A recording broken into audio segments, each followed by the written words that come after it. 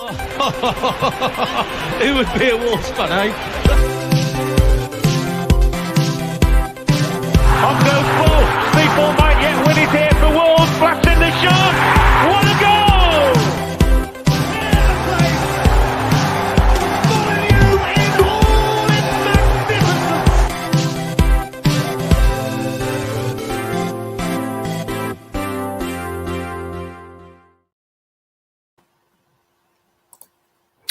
Hi everybody and welcome back to the Wolves Fancast YouTube channel for another GTA Fancast on what is a historic win for the club, the last of the top six to be toppled by the Wanderers. It was Liverpool and we beat them handsomely 3-0 at Molineux in what is a real marker for Lopetegui at the start of his reign as Wolves manager, and really setting the tone for what we come to expect from this team going forward now. He did it with a bit of a classic 4-4-2, as Mike Bassett would claim from the famous film. But I just want to talk through some of the really standout individual performances as well, particularly from our midfield to the shape, how we implemented that shape in a slightly interesting way, and actually how we struggled a little bit when we came out for the second half, and some of the changes that we made to rectify that, and what ultimately that meant when we went to score the third goal. But to start with, I'll just kind of walk us through the shape that we set up with. And if you look at our average positions, it's pretty clear that we've set up in a 4-4-2 there. The fullbacks kind of advanced alongside the midfield. That's a bit of a hallmark of Lopetegui's teams from the past.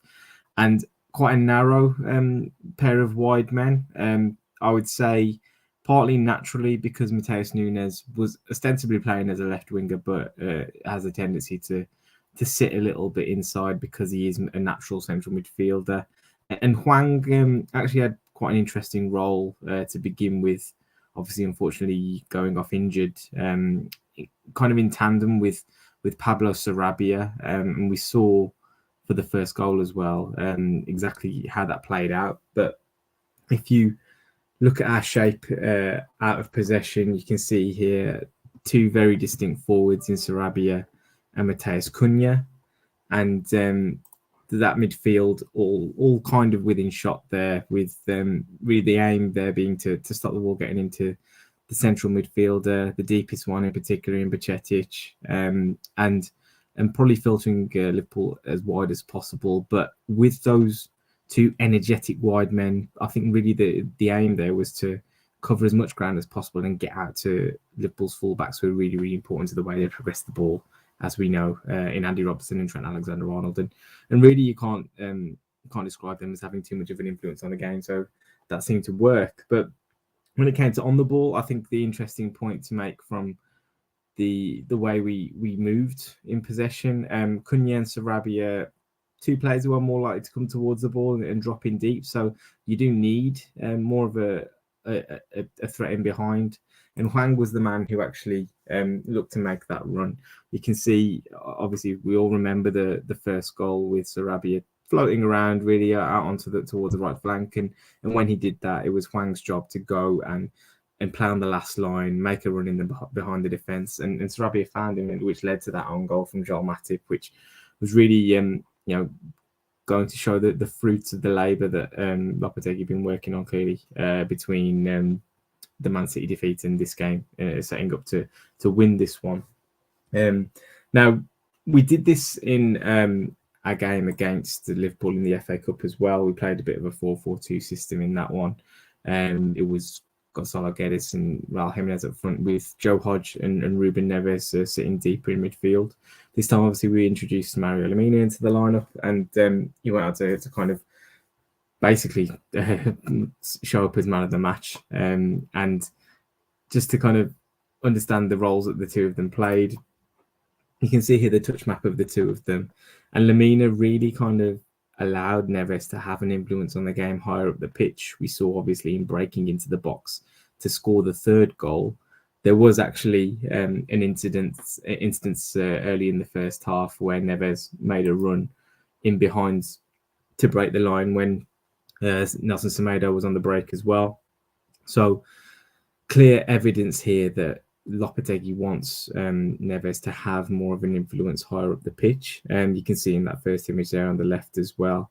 Lemina receiving the ball as the deepest midfielder and kind of progressing play from there with Neves in advance of him, hopefully to try and receive the ball once probably from a wider position coming into him in the central space and then switching the play from there. But it worked really, really well. And whilst Lemina, we know he had a good game. The eye test tells you all that. In the data, it didn't actually show up specifically to call him out as an individual, that he was winning the ball loads, he was picking up loose balls all the time, he was making lots of tackles. But I think it shows up in the instances where Liverpool actually lost possession that he really, really had a big impact. I described him as being kind of a +1 on the pitch. Wherever there was a challenge being made by a fellow Wolves teammate on somebody, Lemina was there to go and back up and really kind of cover that ground quickly. And he was almost, players would have been seeing double of him. It was almost, there's a famous quote from, I think it was Steve Walsh, who was the Leicester director of football at one point in time. He was the one who brought N'Golo Conte to Leicester.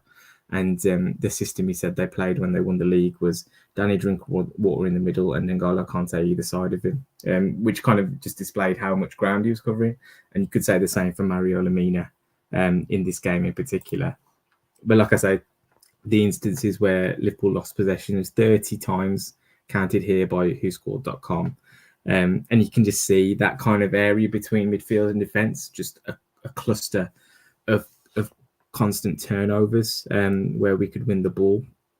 And a hell of a lot of that had to do with Mario Lemina simply just being around, forcing mistakes, forcing errors, not necessarily winning the ball himself, but making sure that Liverpool weren't progressing the ball towards the penalty area and causing us trouble. Now, we did come under the cosh a little bit when it came to the second half. I think pretty much throughout the league, you will likely to see teams, especially if you've gone up ahead in a game, they're going to have a 15, 20-minute spell. And you expect it to come from a top team like Liverpool with the talent that they have. And I think you saw the limitations of what a Sarabia-Cunha kind of forward pairing is, based on the fact that we really struggled to get out in that period in the game. There wasn't anybody who was going to hold the ball up. There wasn't anybody that was going to really make a run in behind to keep that defence honest and make sure that if they did squeeze the pitch like they did, there was a real threat in behind. Adama Traore had come on at that point, but because he was playing as a right winger in a 4-4-2, he was required to be deeper and also narrower to ensure that Liverpool weren't kind of threatening and finding space in between those lines and in those half spaces where they can be really dangerous. They did find a bit of joy out wide, which can happen if you play with a back four and a flat four in midfield. But really, it's because we didn't have that outlet ahead of the ball that we struggled to kind of progress the ball up the pitch. And that was borne out by, when you have a look at these pass maps, that image on the left is our activity up until the goal was scored, the third goal by Ruben Neves. Now, obviously, Jurgen Klopp's been mocked and laughed out of town for suggesting that the goal didn't count, and it was the first time that we entered their half in the second half. But when you look at it, it kind of was. We really weren't having much joy in terms of moving the ball forward. But Lopetegui made those changes. He brought on João Moutinho, who was key in winning the ball back and actually getting us going again on the break to score that third goal.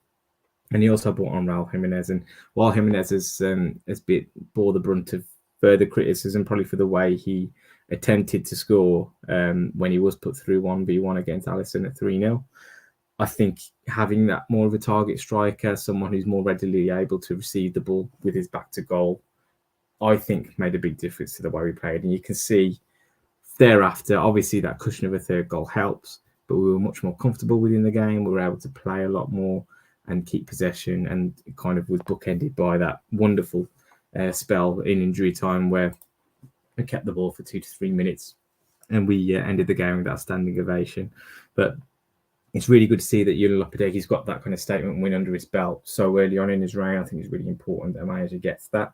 Nuno, had plenty of occasions where he did that, and again, it sets down a bit of a marker for what this team is about, what Lopetegui looks to expect from his team, and for other teams to kind of understand that, we aren't the light touch that we have been in recent months. And, our new manager is going to make sure that we're going to be competitive in every single area of the pitch, despite his roots and his kind of Iberian upbringing in football. I don't think we're going to see Lopetegui implementing a tiki-taka kind of style. We know he's been at Barcelona as a player. We know he's been at Real Madrid as a manager, managed the Spanish national team. But we're not going to be playing, super fluent football. It's going to be about intensity. It's going to be about, really kind of keeping that up for 90 minutes, using all 5 subs again in the game, and making sure that the fitness levels are present throughout, and constantly making sure everybody that comes to Molineux or whoever we go and travel to is in a game for 90 minutes. And I'm looking forward to seeing how that plays out against what again is a vulnerable team against Southampton at the weekend.